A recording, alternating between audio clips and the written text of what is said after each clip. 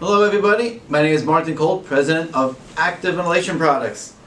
After many years of being an aluminum fabricator, we are now venturing into the world of TPO flashings. So we have in front of us 3 flashings, and we have 3 sizes. This is our SCF-T-S, which is a split cone flashing made from TPO from GAF. And this is our smallest size that does the range of 1/2 inch to 1.5 inch. The second size we have is the SCF-T-M, which is a split cone flashing, also with TPO from GAF. And this is our medium size, which is 2 inch to 3.5 inch. You can see how this opens up as well.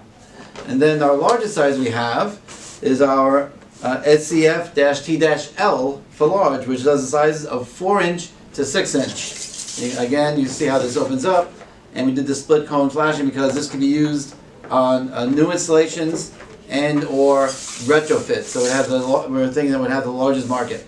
So we have our 3 new products we're bringing to market, and we'll be able to sell these with our roof vents as well. We can sell them as separate, and you can visit roofvents.com to look at these products and hopefully purchase them, and hopefully shortly it will be also available on homedepot.com.